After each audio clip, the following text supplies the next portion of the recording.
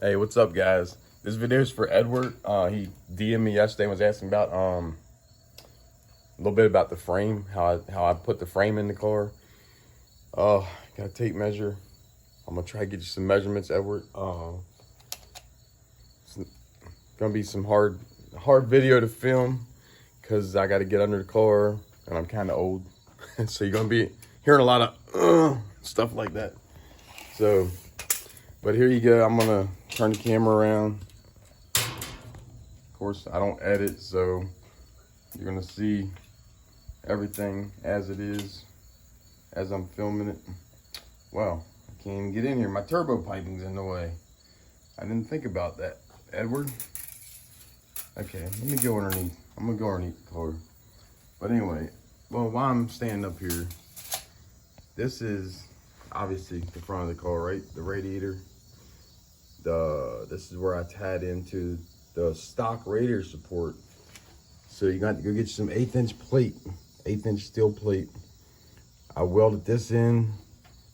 It comes down to about right here. Man, sorry, Edward. Sorry, Edward. It ain't turned out too good already.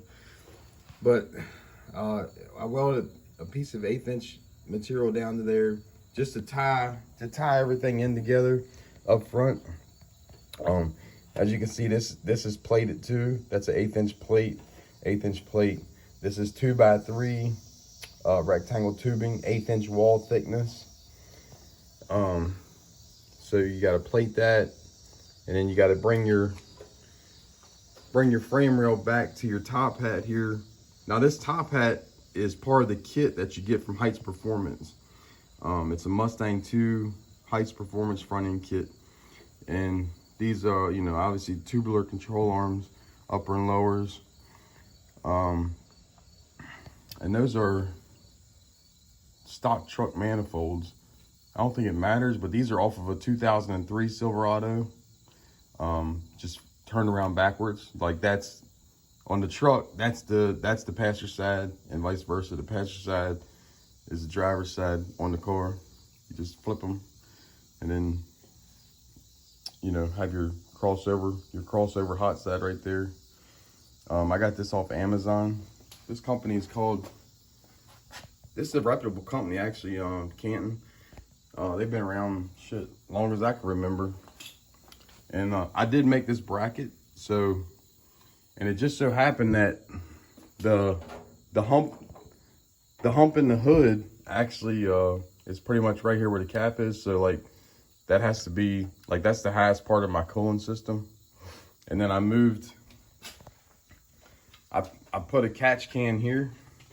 I just, you know, I welded a piece of angle to the firewall, twisted a piece of metal here, just put a twist in it.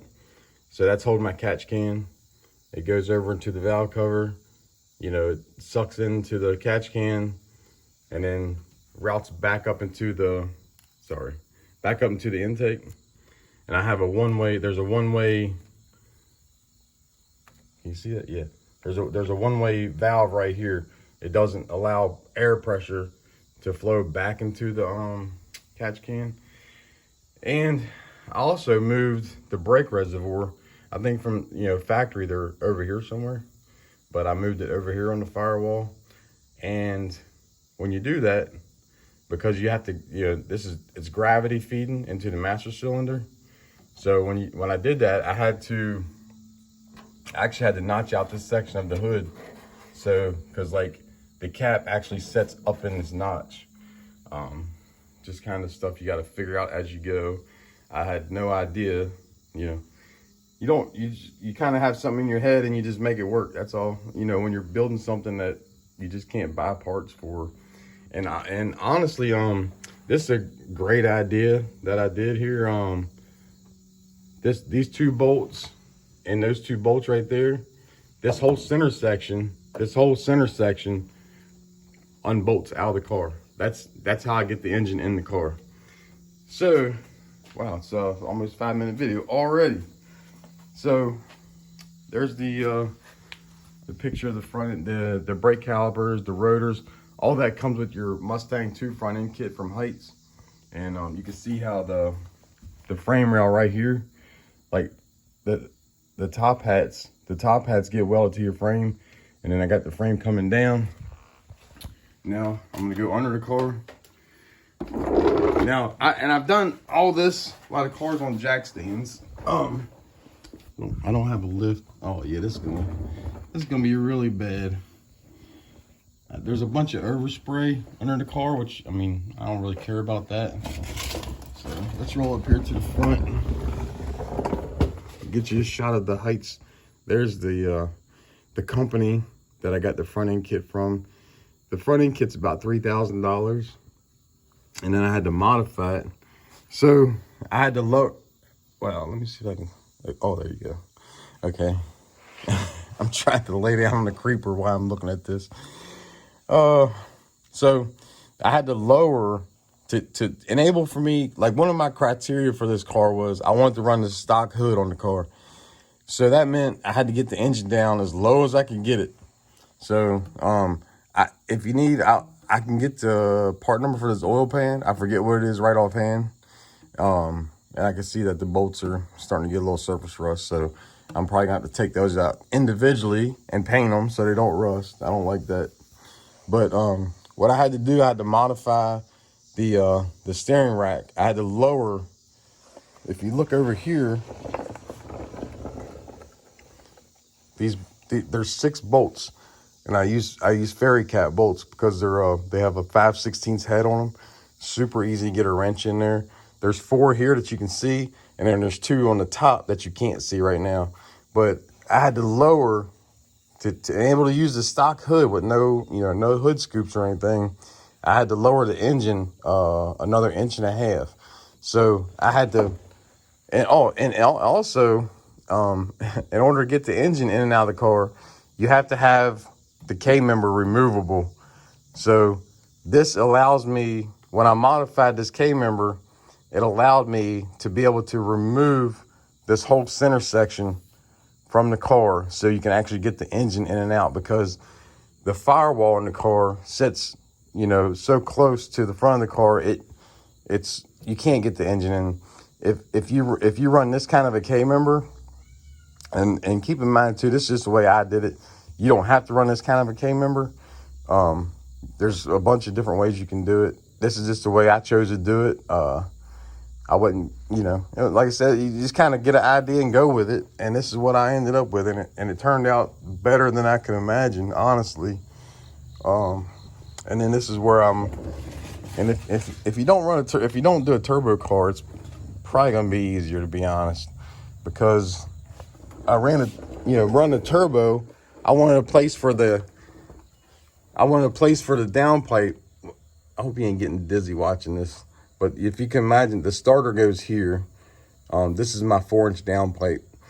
And right here, I'm going to have a loud valve that opens at around 4 to 5 pounds of boost. So I don't have any back pressure on the turbo. The loud valve is going to be here. It's going to open whenever it sees boost. And you can see if I can hold the camera straight for once, you can see my frame rail comes through my floor. So I sectioned, that's all seam sealer. Everything's seam sealed just to, keep everything tight. But you can see under here, you can see where I laid the 1/4-inch round stock that I showed you in the video the other day. And this right here, when the loud valve is closed, the exhaust is going to come through here and route to the back of the car when I'm just like sitting at a traffic light, if I'm just driving on normal conditions, because I'm kind of old and I don't want to hear a bunch of racket. I don't want to smell a bunch of gas fumes. So when this valve is closed, the exhaust is actually going to shoot through a 3-inch exhaust to the back of the car, like any other car would. And see if I can get a shot back here. This is my transmission cross member. And the way I designed this, I wanted everything to, like, these bolts right here are the lowest thing, like as far as the frame rail goes. You can see the bolts are the lowest thing, but not by much. So that's the way I wanted to keep that. I didn't really want anything hanging below the frame rail. And of course there's a tail shaft. I have a yoke stuck in there so it don't leak trans fluid out. But and then this here, I notched this out because when I run the 3-inch exhaust to the back of the car, it comes through here. Let's see, what else can I tell you? Okay, so this is I have my transmission lines coming to the back of the car. I don't have it going, you know, like conventional style up to the front, like in front of the radiator. I have my transmission cooler back in the back of the car, which I will video that here in a second. But here's my fuel lines. I have the fuel lines. What I did, I made these little tabs, and then I got on Amazon, and these, can you see that? These little holders, these little hose clamps, organized everything, super nice. Wow, that overspray is really coming on camera. Like, yeah, when I painted the car, I didn't have it taped up, but like I said, it's no big deal. We can come back and paint that. Put a little layer on it. Oh, there's my fuel filter. I'm running a pretty small one at the moment, and if it's not a problem, I'm gonna keep it there. But if it is a problem, I can always switch it out for a bigger one. It's just a, you know, AN fitting. And let me get my tape measure out here. I'm sorry, man. I'm under the car. The car's not jacked up very high, so I'm gonna try to get you a measurement on the frame rails. Yeah, so the frame rail from outside to outside on the frame rail is what, 32 1/4 inches outside to outside. And that's what the frame rail is gonna be all the way back the car. The frame rail is gonna be 32 inches. So, or I mean, I'm sorry, 32 1/4 inches. So, yeah, 32 1/4 outside to outside frame rail. And you want to make sure you leave enough room when you build your floor. Where are we at here? Okay, this is your gear shifter for the transmission. You want to make sure you leave enough room here, which yeah, I have plenty, thank goodness. But that was a big issue for some reason. Like I was really stressing that. But I mean, obviously you have to accommodate all that stuff. You have to have it, right? And here's where the steering shaft comes out of the firewall. You just get I got a double D. It's a double D shaft. It's a 3/4 inch double D. So then you got to get a 3/4 inch coupler. And then this here, it's a firewall, like I think they call them support bearings, a firewall support bearing. So you have to put that in. If you do it the way I did it. Like I said, there's a bunch of different ways to do it. Let's go down the car here. Here's the transmission tunnel I built. As you can see, here's the sidewall that I had to add. This is how much you have to add in order to accommodate the drive shaft and all that. So, and then moving right along, here's the beginning of the subframe for my 4-link, and there is my transmission cooler. My transmission cooler is here, and it should not be a problem whatsoever. That should keep everything nice and cool. There's my 4-link bars. There's the 9-inch rear end, and this is there's a 430 gear in this rear end. It's got a Auburn locker. It's a strange third member. So that's about a $1,500 third member, and then you got to buy the axles, the disc brake kit. It adds up fast. Like I literally blew my budget on the very first thing that I purchased for this car. I blew my budget out. And then there's my trans lines, and my fuel lines are running here. Man, I'm trying to think what else I can show you, but sorry for the bad quality again. But so, and you can see how the frame rail comes through the floor right here. Let's see if I can pull the tape. Of course not. I don't know. If you ever want to see what it's like to make a YouTube video, try it. It's harder than you think. Oh, come on. Now the tape measure don't want to cooperate. It's almost like you need 3 people to help. But anyway, I can't get the tape to stay up there. All right. I guess that'll be about it. But anyway, I'll show you real quick how the frame in the back of the car, this is the stock floor pan. This is how the frame comes out of it. And you can kind of see how much, I'll put my finger up there. You can see how much the frame sticks down out of the floor pan. And the rest of that frame, because it's a 2x3, it's 3 inches wide. The rest of it is up in the car. Oh, yeah, let me take you in the car real quick. Then I'll end the video. It's gonna be a 20-minute video of something that you could probably barely see. So this is the driver's side. My wife was in here, helped me bleed the brakes. So this right here is, the stock, this where the seat bolts from the factory. Now, to get your height even on both sides, you can see how, the frame rail, there's that much frame rail inside the car. And you can see it's welded. The floor of the car is welded all the way down, both sides, inside and out, underneath and inside. And this right here is the, like I said, where the stock seat bolts into the car. So what I did, I notched this out.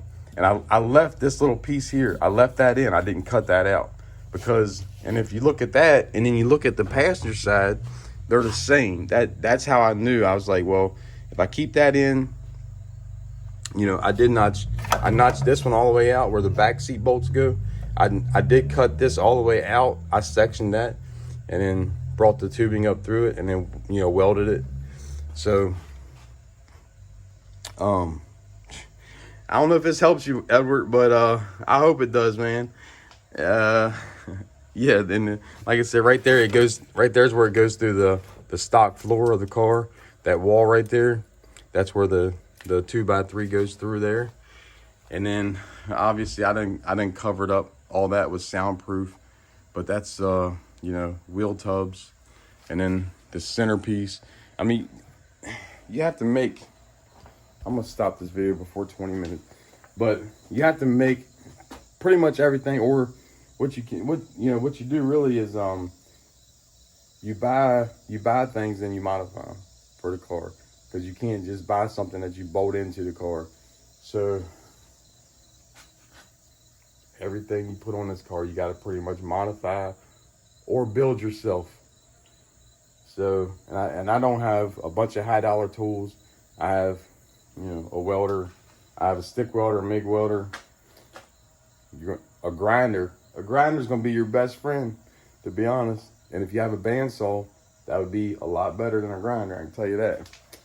But yeah, man. All right, I'm gonna let you get. I'll be back tomorrow with another video probably. If anybody has any questions, leave them below. Comment, like, subscribe. Or tell me I'm doing a crappy job. I can handle it. I really don't. I don't take offense to anything. I know I'm not perfect, but I mean, you're more than happy to tell me I'm not perfect. But all right, guys. See you tomorrow, probably, and see ya.